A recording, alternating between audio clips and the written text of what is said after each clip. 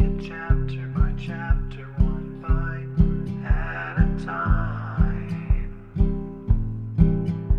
So many adventures and mountains we can climb.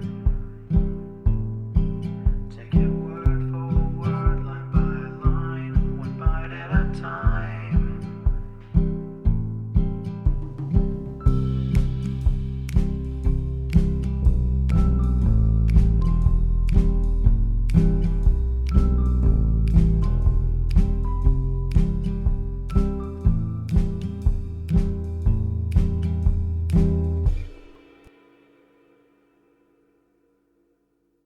Welcome to Bite at a Time Books, where we read you your favorite classics one bite at a time. My name is Bree Carlile, and I love to read, and wanted to share my passion with listeners like you. If you want to know what's coming next and vote on upcoming books, sign up for our newsletter at biteatatimebooks.com. You'll also find our new t-shirts in the shop, including podcast shirts and quote shirts from your favorite classic novels. Be sure to follow my show on your favorite podcast platform so you get all the new episodes. You can find most of our links in the show notes. But also our website, biteatatimebooks.com, includes all of the links for our show, including to our Patreon to support the show, and YouTube, where we have special behind the narration of the episodes. We're part of the Bite at a Time Books Productions Network. If you'd also like to hear what inspired your favorite classic authors to write their novels, and what was going on in the world at the time, check out the Bite at a Time Books Behind the Story podcast, wherever you listen to podcasts. Please note, while we try to keep the text as close to the original as possible, some words have been changed to honor the marginalized communities who've identified the words as harmful, and to stay in alignment with Bite at a Time Books' brand values. Today we'll be continuing Little Women by Louisa May Alcott. 12. Camp Laurence. Beth was postmistress.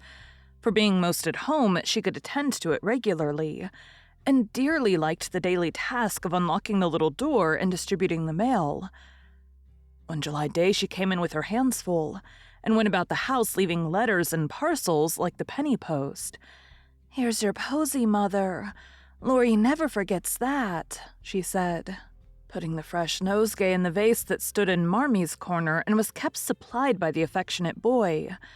"Miss Meg March, one letter and a glove," continued Beth, delivering the articles to her sister, who sat near her mother stitching wristbands. "Why, I left a pair over there, and here's only one," said Meg, looking at the gray cotton glove. "Didn't you drop the other in the garden?" "No, I'm sure I didn't, for there was only one in the office. I hate to have odd gloves. Never mind, the other may be found. My letter is only a translation of the German song I wanted. I think Mr. Brooke did it, for this isn't Laurie's writing."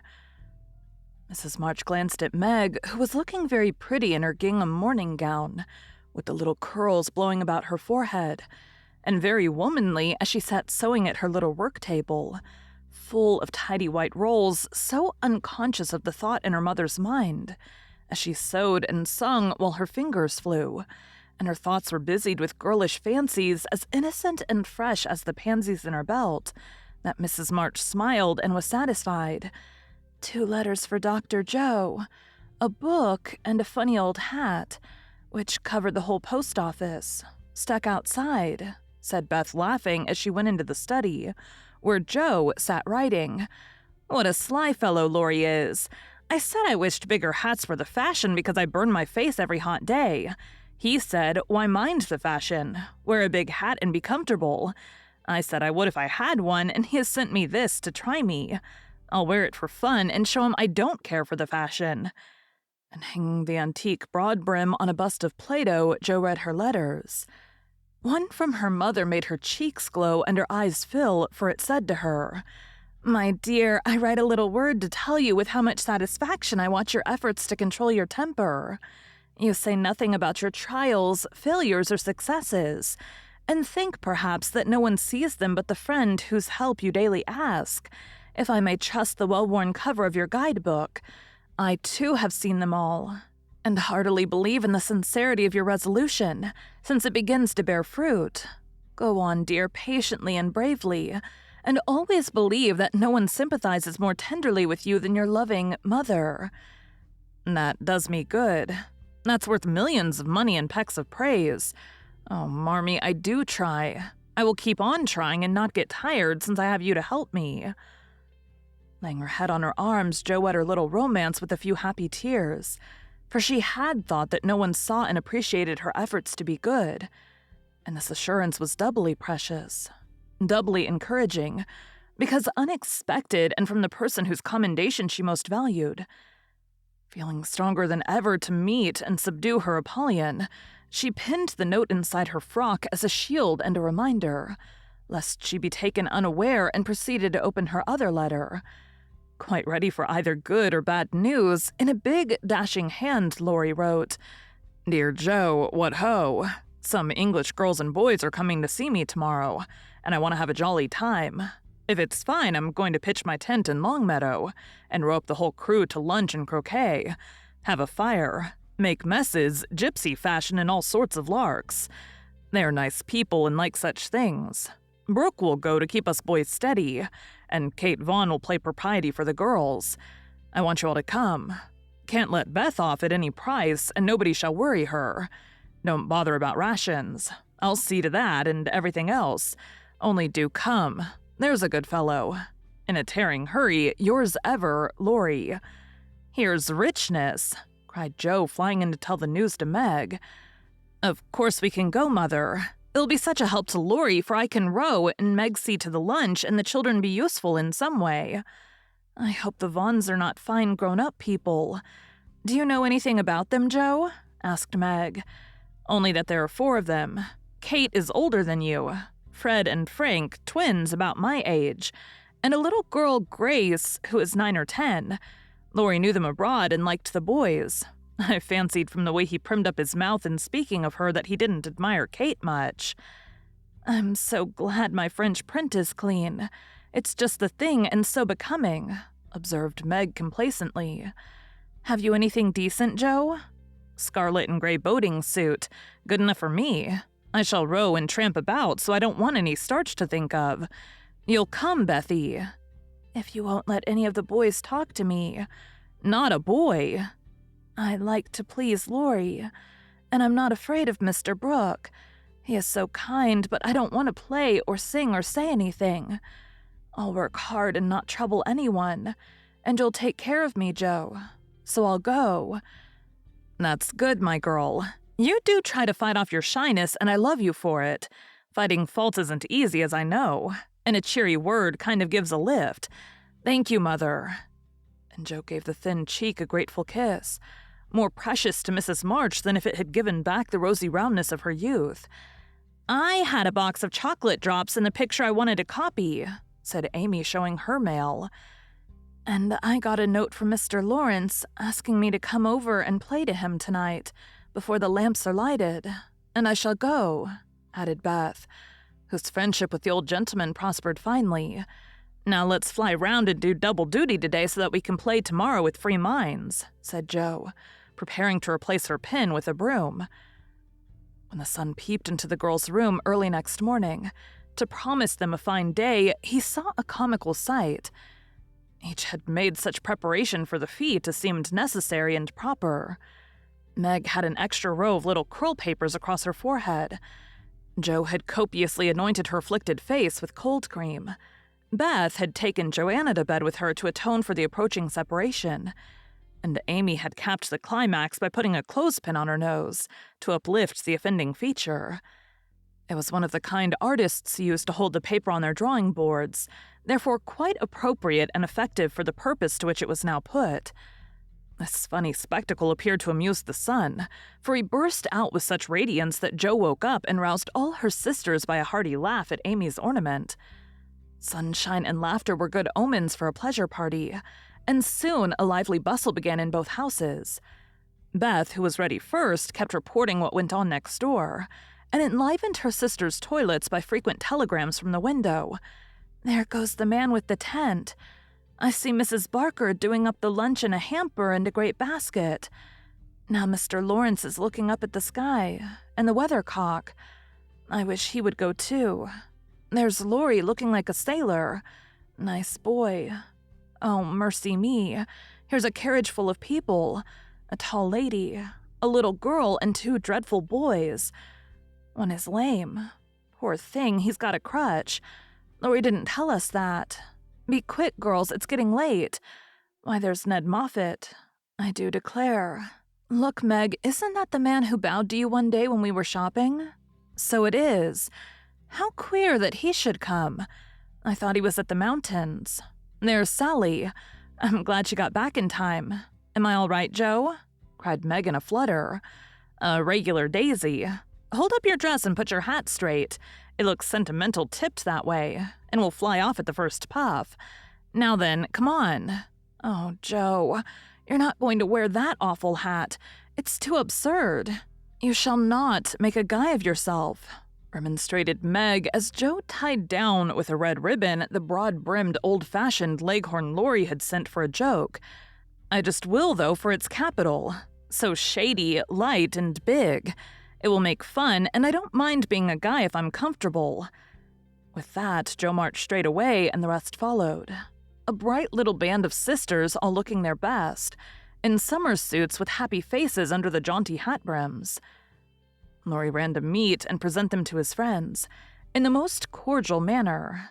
The lawn was the reception room, and for several minutes a lively scene was enacted there. Meg was grateful to see that Miss Kate, though 20, was dressed with a simplicity which American girls would do well to imitate, and she was much flattered by Mr. Ned's assurances that he came especially to see her. Joe understood why Laurie primmed up his mouth when speaking of Kate, for that young lady had a stand-off don't-touch-me air, which contrasted strongly with the free and easy demeanor of the other girls. Beth took an observation of the new boys and decided that the lame one was not dreadful but gentle and feeble, and she would be kind to him on that account. Amy found Grace a well-mannered, merry little person, and after staring dumbly at one another for a few minutes, they suddenly became very good friends. Tents, lunch, and croquet utensils having been sent on beforehand, the party was soon embarked and the 2 boats pushed off together, leaving Mr. Laurence waving his hat on the shore. Laurie and Joe rowed one boat, Mr. Brooke and Ned the other, while Fred Vaughn, the riotous twin, did his best to upset both by paddling about in a wherry like a disturbed water-bug. Joe's funny hat deserved a vote of thanks, for it was of general utility. It broke the ice in the beginning by producing a laugh. It created quite a refreshing breeze flapping to and fro as she rowed, and would make an excellent umbrella for the whole party if a shower came up, she said. Kate looked rather amazed at Joe's proceedings, especially as she exclaimed Christopher Columbus when she lost her oar, and Laurie said, "My dear fellow, did I hurt you?" when he tripped over her feet in taking his place. But after putting up her glass to examine the queer girl several times, Miss Kate decided that she was odd but rather clever and smiled upon her from afar.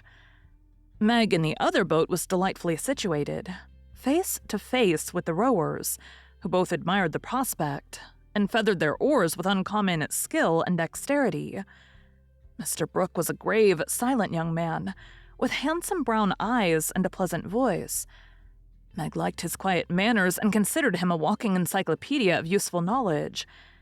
He never talked to her much, but he looked at her a good deal, and she felt sure that he did not regard her with aversion. Ned, being in college, of course, put on all airs which freshmen think it their bounden duty to assume. He was not very wise, but very good-natured and altogether an excellent person to carry on a picnic. Sally Gardner was absorbed in keeping her white pique dress clean and chattering with the ubiquitous Fred, who kept Beth in constant terror by his pranks. It was not far to Longmeadow, but the tent was pitched, and the wickets down by the time they arrived. A pleasant green field with 3 wide-spreading oaks in the middle, and a smooth strip of turf for croquet. "Welcome to Camp Laurence," said the young host as they landed with exclamations of delight. "Brooke is commander-in-chief. I am commissary general. The other fellows are staff officers, and you ladies are company. The tent is for your especial benefit, and that oak is your drawing room. This is the mess room, and the third is the camp kitchen. Now let's have a game before it gets hot, and then we'll see about dinner." Frank, Beth, Amy, and Grace sat down to watch the game played by the other 8. Mr. Brooke chose Meg, Kate, and Fred. Laurie took Sally, Joe, and Ned.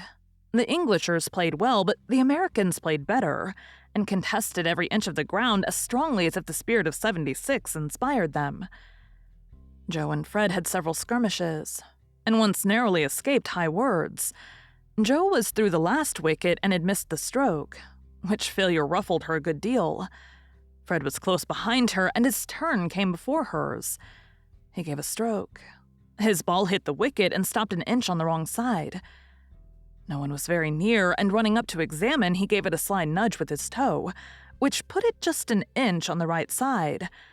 "I'm through. Now, Miss Joe, I'll settle you and get in first," cried the young gentleman, swinging his mallet for another blow. "You pushed it. I saw you. It's my turn now," said Joe sharply. "Upon my word, I didn't move it. It rolled a bit, perhaps, but that is allowed. So stand off, please, and let me have a go at the stake. We don't cheat in America, but you can if you choose," said Joe angrily.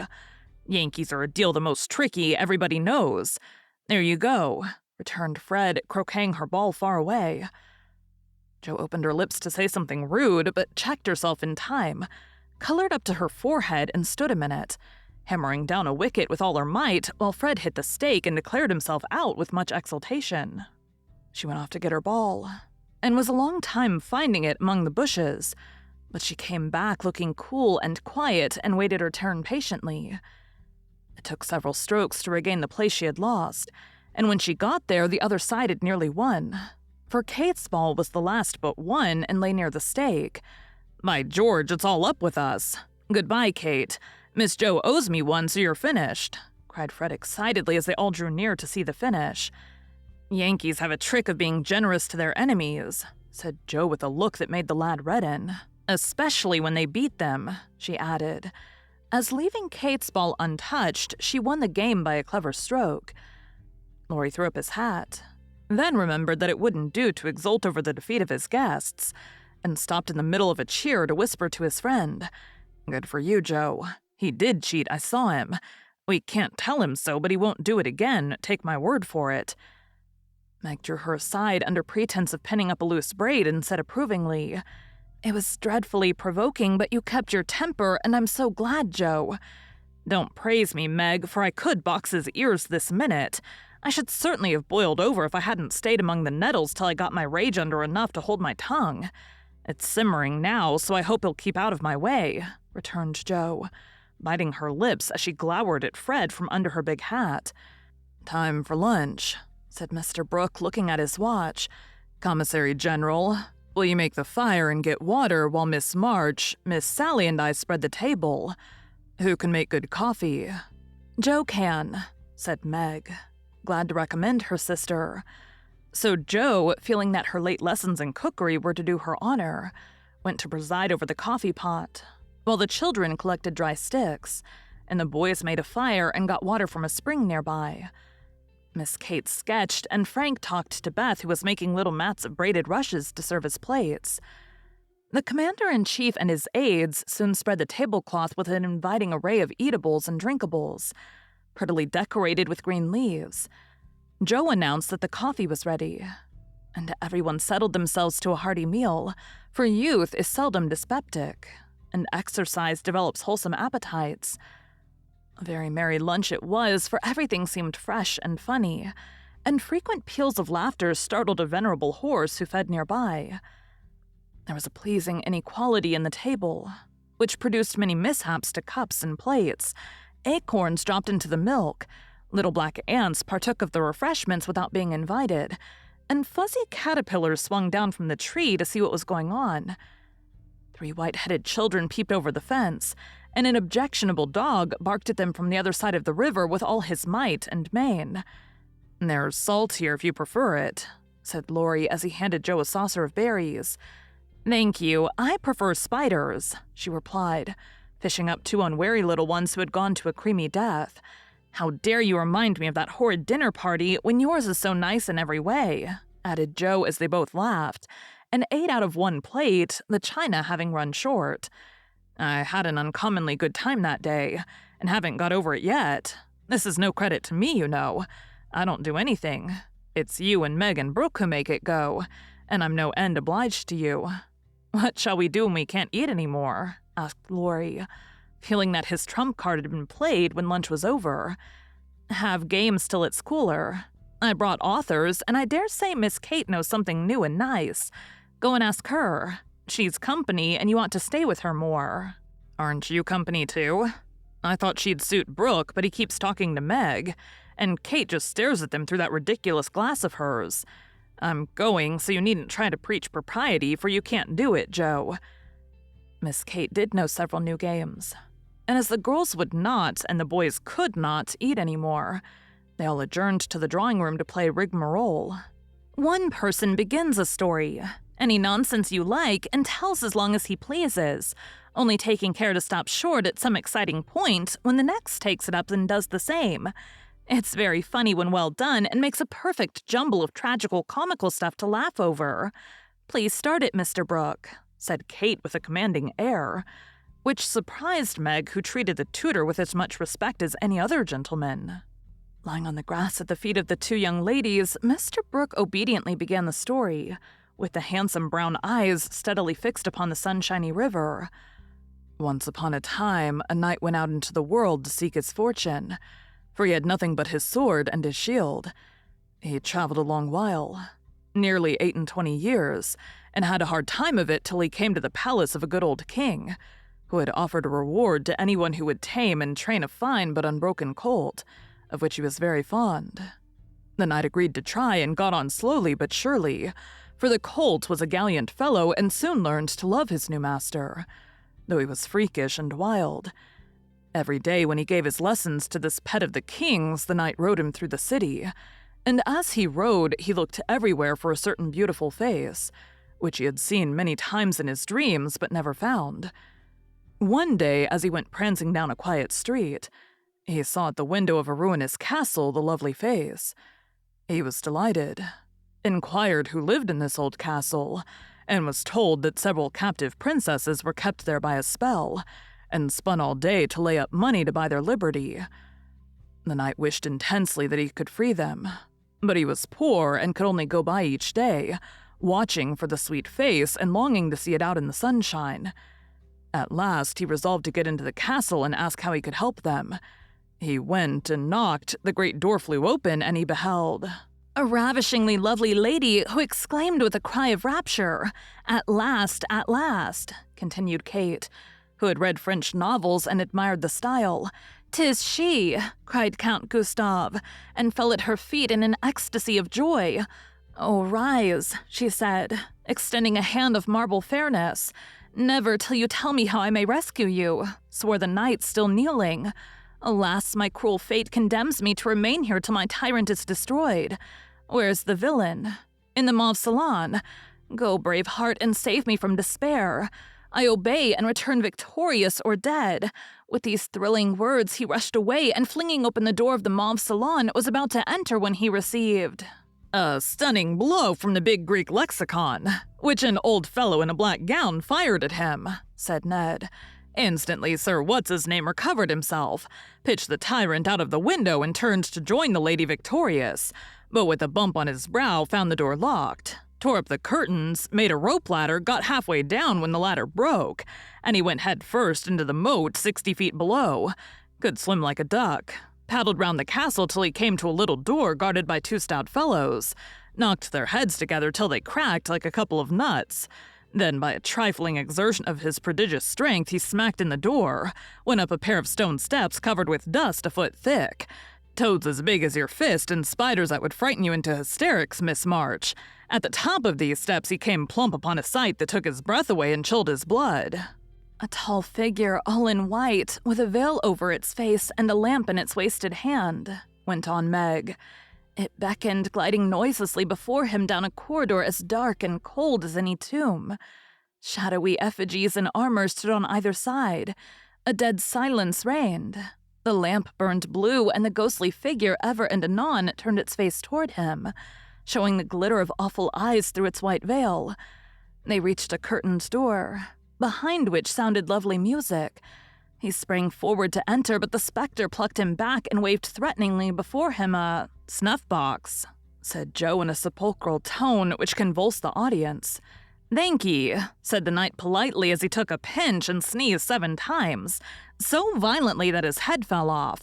"Ha ha," laughed the ghost, and having peeped through the keyhole at the princesses, spinning away for dear life, the evil spirit picked up her victim and put him in a large tin box, where there were 11 other knights packed together without their heads like sardines, who all rose and began to dance a hornpipe, cut in Fred as Joe paused for breath. And as they danced, the rubbishy old castle turned to a man of war in full sail. "Up with the jib, reef the topsail halyards, helm hard alee, and man the guns," roared the captain as a Portuguese pirate hove in sight, with a flag black as ink flying from her foremast. "Go in and win, my hearties," said the captain, and a tremendous fight begun. "Of course the British beat, they always do." "No, they don't," cried Joe aside. "Having taken the pirate captain prisoner, sailed slap over the schooner whose decks were piled with dead and whose lee scoopers ran blood, for the order had been cutlasses and die hard. Bosun's mate, take a bite of the flying jib sheet and start this villain if he don't confess his sins double quick," said the British captain. The Portuguese held his tongue like a brick and walked to the plank, while the jolly tars cheered like mad. But the sly dog dived, came up under the man of war, scuttled her, and down she went with all sail set to the bottom of the sea, where— "Oh, gracious, what shall I say?" cried Sally as Fred ended his rigmarole, in which he had jumbled together, pell-mell, nautical phrases and facts out of one of his favorite books. "Well, they went to the bottom, and a nice mermaid welcomed them, but was much grieved on finding the box of headless knights and kindly pickled them in brine, hoping to discover the mystery about them. For being a woman, she was curious. By and by, a diver came down, and the mermaid said, 'I'll give you this box of pearls if you can take it up,' for she wanted to restore the poor things to life and couldn't raise the heavy load herself. So the diver hoisted it up and was much disappointed on opening it to find no pearls.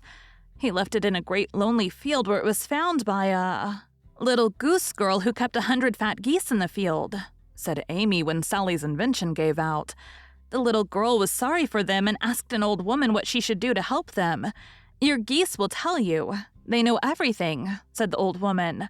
So she asked what she should use for new heads since the old ones were lost. And all the geese opened their 100 mouths and screamed, 'Cabbages,'" continued Laurie promptly. "Just the thing," said the girl, and ran to get 12 fine ones from her garden. She put them on, the knights revived at once, thanked her, and went on their way rejoicing, never knowing the difference, for there were so many other heads like them in the world that no one thought anything of it. The knight in whom I'm interested went back to find the pretty face, and learned that the princesses had spun themselves free and all gone to be married but one. He was in a great state of mind at that, and mounting the colt who stood by him through thick and thin, rushed to the castle to see which was left. Peeping over the hedge, he saw the queen of his affections picking flowers in her garden. 'Will you give me a rose?' said he. 'You must come and get it. I can't come to you, it isn't proper,' said she, as sweet as honey. He tried to climb over the hedge, but it seemed to grow higher and higher. Then he tried to push through, but it grew thicker and thicker, and he was in despair. So he patiently broke twig after twig till he had made a little hole, through which he peeped, saying imploringly, 'Let me in, let me in.' But the pretty princess did not seem to understand, for she picked her roses quietly and left him to fight his way in.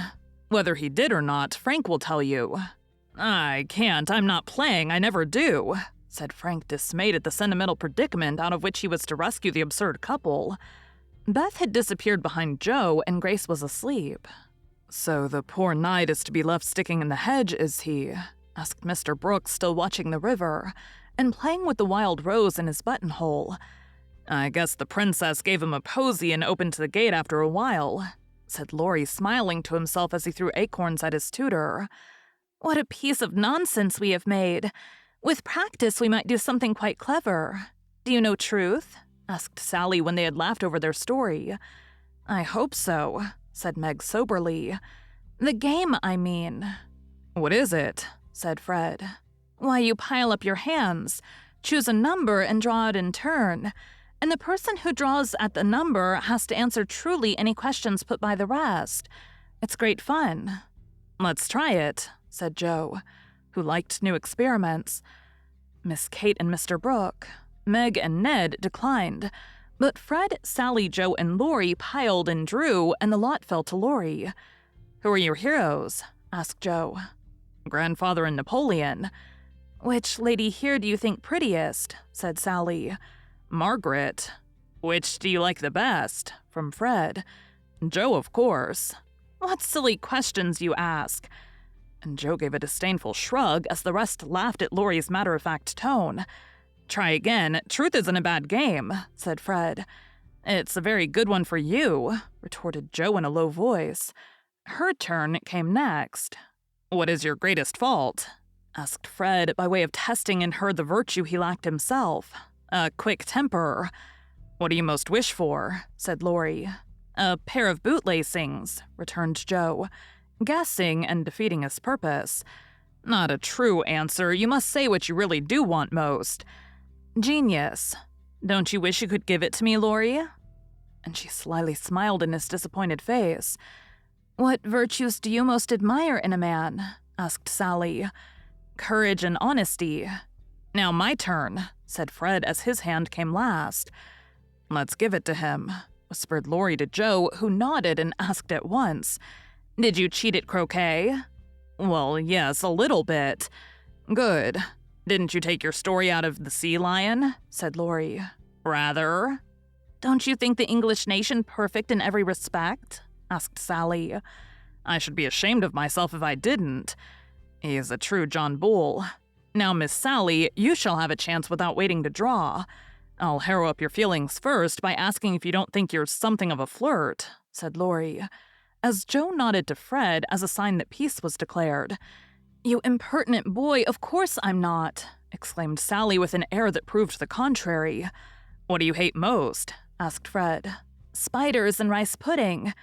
"What do you like best?" asked Joe. "Dancing and French gloves." "Well, I think truth is a very silly play. Let's have a sensible game of authors to refresh our minds," proposed Joe. Ned, Frank, and the little girls joined in this. And while it went on, the three elders sat apart, talking. Miss Kate took out her sketch again, and Margaret watched her, while Mr. Brooke lay on the grass with a book which he did not read.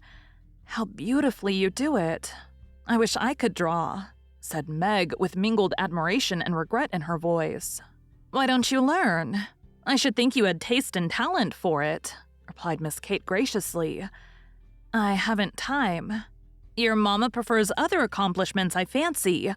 So did mine, but I proved to her that I had talent by taking a few lessons privately, and then she was quite willing I should go on. Can't you do the same with your governess?" "I have none. I forgot, young ladies in America go to school more than us.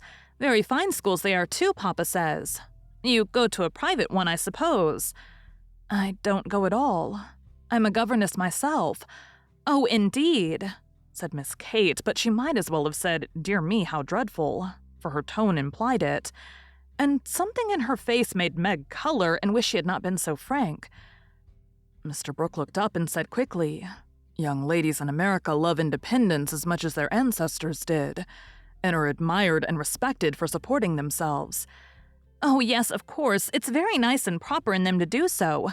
We have many most respectable and worthy young women who do the same and are employed by the nobility, because, being the daughters of gentlemen, they are both well-bred and accomplished, you know," said Miss Kate in a patronizing tone that hurt Meg's pride and made her work seem not only more distasteful, but degrading. "Did the German song suit Miss March?" inquired Mr. Brooke, breaking an awkward pause. "Oh, yes, it was very sweet, and I'm much obliged to whoever translated it for me." And Meg's downcast face brightened as she spoke. "Don't you read German?" asked Miss Kate with a look of surprise. "Not very well.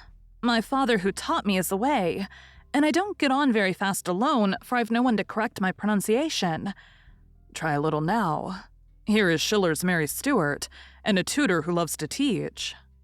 Mr. Brooke laid his book on her lap with an inviting smile. "It's so hard, I'm afraid to try," said Meg, grateful but bashful in the presence of the accomplished young lady beside her. "I'll read a bit to encourage you." And Miss Kate read one of the most beautiful passages, in a perfectly correct but perfectly expressionless manner. Mr. Brooke made no comment as she returned the book to Meg, who said innocently, "I thought it was poetry." "Some of it is. Try this passage." There was a queer smile about Mr. Brooke's mouth as he opened at poor Mary's lament. Meg, obediently following the long grass blade which her new tutor used to point with, read slowly and timidly, unconsciously making poetry of the hard words by the soft intonation of her musical voice. Down the page went the green guide, and presently, forgetting her listener in the beauty of the sad scene, Meg read as if alone, giving a little touch of tragedy to the words of the unhappy queen. If she had seen the brown eyes then, she would have stopped short. But she never looked up, and the lesson was not spoiled for her. "Very well indeed," said Mr. Brooke as she paused, quite ignoring her many mistakes, and looking as if he did indeed love to teach. Miss Kate put up her glass, and having taken a survey of the little tableau before her, shut her sketchbook, saying with condescension, "You've a nice accent, and in time will be a clever reader. I advise you to learn, for German is a valuable accomplishment to teachers. I must look after Grace, she is romping." And Miss Kate strolled away, adding to herself with a shrug, "I didn't come to chaperone a governess, though she is young and pretty. What odd people these Yankees are. I'm afraid Laurie will be quite spoiled among them. I forgot that English people rather turn up their noses at governesses, and don't treat them as we do," said Meg, looking after the retreating figure with an annoyed expression. "Tutors also have a rather hard time of it there, as I know to my sorrow. There's no place like America for us workers, Miss Margaret." And Mr. Brooke looked so contented and cheerful that Meg was ashamed to lament her hard lot. "I'm glad I live in it, then. I don't like my work, but I get a good deal of satisfaction out of it after all, so I won't complain. I only wish I liked teaching as you do." "I think you would if you had Laurie for a pupil. I shall be very sorry to lose him next year," said Mr. Brooke, busily punching holes in the turf. "Going to college, I suppose?" Meg's lips asked that question, but her eyes added, "And what becomes of you?" "Yes, it's high time he went, for he is ready, and as soon as he is off, I shall turn soldier. I am needed." "I'm glad of that," exclaimed Meg. "I should think every young man would want to go, though it is hard for the mothers and sisters who stay at home," she added sorrowfully. "I have neither, and very few friends to care whether I live or die," said Mr. Brooke rather bitterly, as he absently put the dead rose in the hole he had made and covered it up like a little grave. "Laurie and his grandfather would care a great deal, and we should all be very sorry to have any harm happen to you," said Meg heartily. "Thank you. That sounds pleasant," began Mr. Brooke, looking cheerful again, but before he could finish his speech, Ned mounted on the old horse, came lumbering up to display his equestrian skill before the young ladies, and there was no more quiet that day. "Don't you love to ride?" asked Grace of Amy as they stood resting after a race round the field with the others, led by Ned. "I dote upon it. My sister Meg used to ride when Papa was rich, but we don't keep any horses now except Ellen-Tree," added Amy, laughing. "Tell me about Ellen-Tree. Is it a donkey?" asked Grace curiously. "Why, you see, Joe is crazy about horses and so am I, but we've only got an old side saddle and no horse. Out in our garden is an apple tree that has a nice low branch. So Joe put the saddle on it, fixed some reins on the part that turns up, and we bounce away on Ellen-Tree whenever we like." "How funny," laughed Grace. "I have a pony at home and ride nearly every day in the park with Fred and Kate. It's very nice, for my friends go too, and the row is full of ladies and gentlemen. Dear, how charming. I hope I shall go abroad some day. But I'd rather go to Rome than the row," said Amy, who had not the remotest idea what the row was, and wouldn't have asked for the world. Frank, sitting just behind the little girls, heard what they were saying, and pushed his crutch away from him with an impatient gesture as he watched the active lads going through all sorts of comical gymnastics. Beth, who was collecting the scattered author cards, looked up and said in her shy yet friendly way, "I'm afraid you're tired. Can I do anything for you? Talk to me, please. It's dull sitting by myself, answered Frank, who had evidently been used to being made much of at home. If he had asked her to deliver a Latin oration, it would not have seemed a more impossible task to bashful Beth. But there was no place to run to, no Joe to hide behind now, and the poor boy looked so wistfully at her that she bravely resolved to try. "What do you like to talk about?" she asked, fumbling over the cards, and dropping half as she tried to tie them up. "Well, I like to hear about cricket and boating and hunting," said Frank, who had not yet learned to suit his amusements to his strength. "My heart, what shall I do? I don't know anything about them," thought Beth. And forgetting the boy's misfortune in her flurry, she said, hoping to make him talk, "I never saw any hunting, but I suppose you know all about it." "I did once, but I can never hunt again, for I got hurt leaping a confounded 5-barred gate, so there are no more horses and hounds for me," said Frank with a sigh that made Beth hate herself for her innocent blunder. "Your deer are much prettier than our ugly buffaloes," she said, turning to the prairies for help and feeling glad that she had read one of the boys' books in which Joe delighted. Buffaloes proved soothing and satisfactory, and in her eagerness to amuse another, Beth forgot herself and was quite unconscious of her sister's surprise and delight at the unusual spectacle of Beth talking away to one of the dreadful boys, against whom she had begged protection. "Bless her heart, she pities him, so she's good to him," said Joe, beaming at her from the croquet ground. "I always said she was a little saint," added Meg, as if there could be no further doubt about it.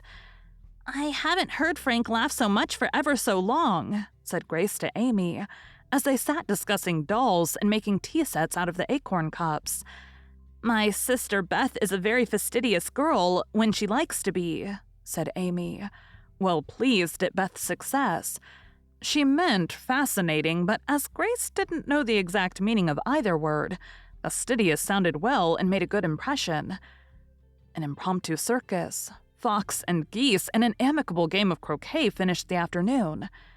At sunset, the tent was struck, hampers packed, wickets pulled up, boats loaded, and the whole party floated down the river, singing at the tops of their voices. Ned, getting sentimental, warbled a serenade with the pensive refrain, "Alone, alone, ah, woe, alone," and at the lines, "We each are young, we each have a heart, why should we stand thus coldly apart?" He looked at Meg with such a lackadaisical expression that she laughed outright and spoiled his song. "How can you be so cruel to me?" he whispered under cover of a lively chorus. "You've kept close to that starched-up Englishwoman all day, and now you snub me." "I didn't mean to, but you looked so funny, I really couldn't help it," replied Meg, passing over the first part of his reproach, for it was quite true that she had shunned him, remembering the Moffat party and the talk after it.